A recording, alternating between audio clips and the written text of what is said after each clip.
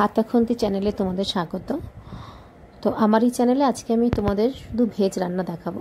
দেখে বুঝতেই পারছো আজকের সবজিটা কি, ঢ্যাঁড়স।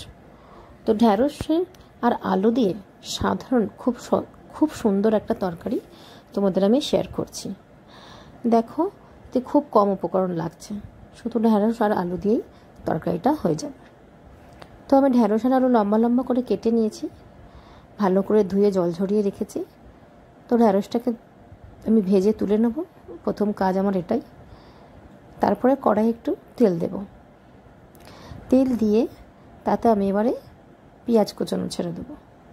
যদি কেউ পেঁয়াজটা না দিতে চাও, স্কিপ করতে চাও, তো তুমি পেঁয়াজ স্কিপ করে তুমি সেখানে একটু পাঁচফোড়ন আর শুকনো লঙ্কা ফোড়ন দিতে পারো। পেঁয়াজটা একটু দিয়ে একটু নেড়ে নেওয়ার পরে আমি আলু তুলে দেবো। আলু আর পেঁয়াজ একসঙ্গে নাড়তে থাকবো। নাড়তে নাড়তে যখন একটু ভাজা হয়ে যাবে তখন হলুদ, নুন, লঙ্কা গুঁড়ো বা লঙ্কা বাটা, আদা রসুন পেস্ট, ধনে জিরে গুঁড়ো থাকলেও সেটাও দিতে পারো। সব উপকরণ দিয়ে আমি এবার এটাকে একটু কষে নেব, নাড়াচাড়া করে নেব।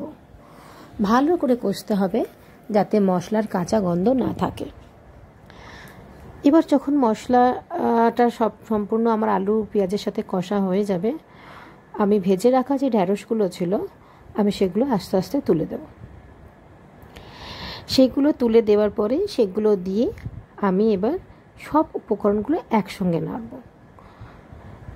তাহলে ঢ্যাঁড়স আর আলু একসঙ্গে কষতে কষতে তারপরে আমার একটা গোটা টমেটো কুচিয়ে রাখা ছিল, সেটা আমি দিয়ে দেবো এতে। তো ঢ্যাঁড়স, আলু আর টমেটো এই উপকরণগুলো দিয়ে আমি আবারও ভালো করে কষবো।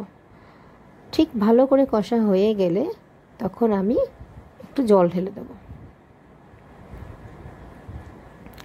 জল ঢালা হয়ে গেলে এবার আমি একটা ডিশ চাপা দিয়ে দেব।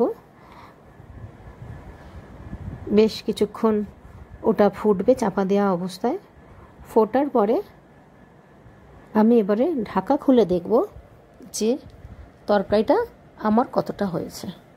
কেউ এটা একদম শুকনো গায়ে মাখা করেও নামিয়ে নিতে পারো, বা কেউ এটা একটু ঝোলঝোলও রাখতে পারো। অনেকে একটু সামান্য ঝোল পছন্দ করে, কেউ একদম শুকনো তরকারি পছন্দ করে। তো সেই অনুযায়ী তোমরা নিজের প্রয়োজন মতো নামিয়ে নিতে পারো।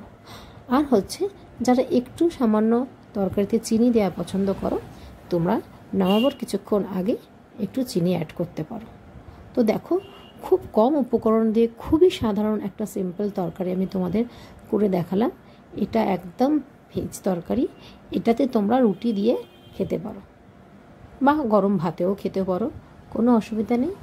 তো চলো, আজকে রান্না তোমরা কেমন দেখলে, কেমন লাগলো প্লিজ আমায় কমেন্টে জানিও।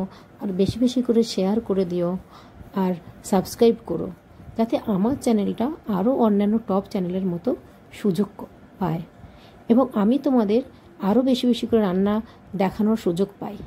তোমরা আমাকে এই সুযোগটা করে দাও। ওকে বন্ধু, টাটা।